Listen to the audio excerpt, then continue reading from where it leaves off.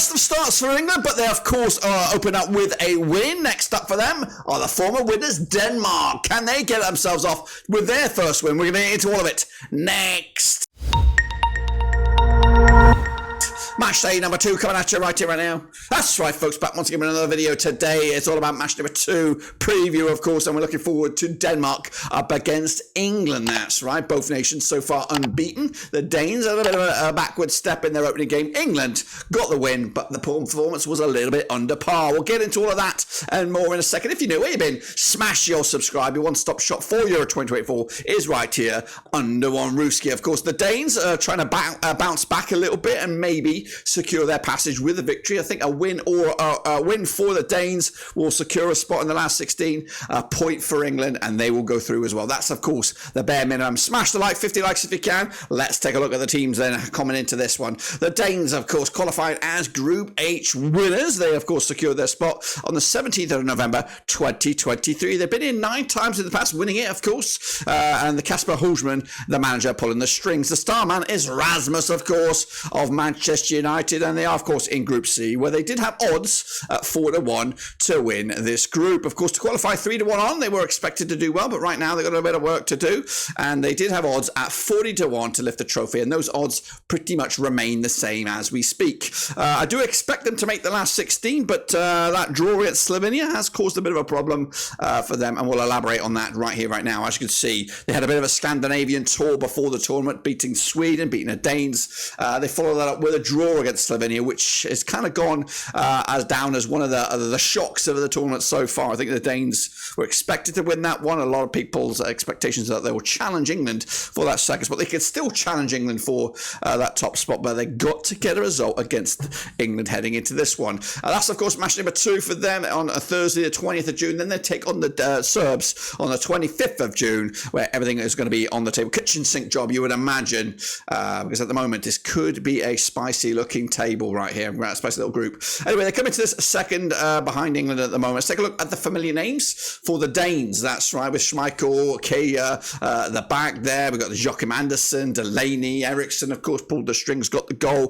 Dolberg, Poulsen. There's some familiar names that we all know from previous tournaments as well. But what about my starting 11? Well, we're going to go with this, of course, with Schmeichel, Andersen, Vestergaard, Kajar at the back. We've got Mæhle on the left, Bar on the right, Holsberg, Norgard, Christian Eriksen in the middle, pulling the strings, Højlund and Vind up top. That's my lineup. What about, of course, England then? Let's take a look at the Three Lions. They're coming at you right here, right now, and they qualified as Group C winners. That's right. On the 17th of October 2023, they've been here 10 times in the past, yet to win the trophy, but could this be the year? Is it coming home? That's what they're saying.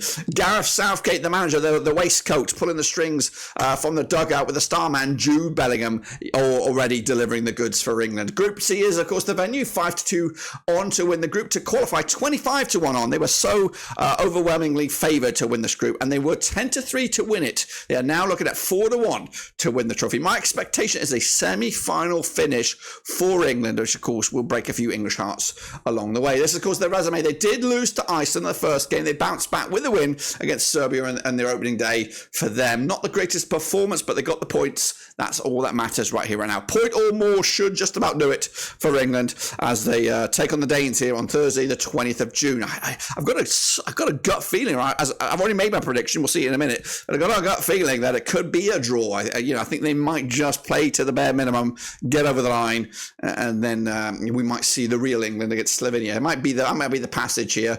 But anyway, let's take a look at the familiar names, of course. A couple of changes you would think from that performance. I think Foden and Trent got a little bit of not the greatest receptions in the end. So those two may be sacrificed in this one, maybe, of course, left back as well. So I think I've gone with a couple of changes myself. Not the Englishman that you all think I am, but anyway, I'm gone with this. It is Pickford, it is Trippier staying in there. I don't think Shaw is ready. We've got Stones, we've got Gay and Walker. To be honest with you, they weren't really challenged.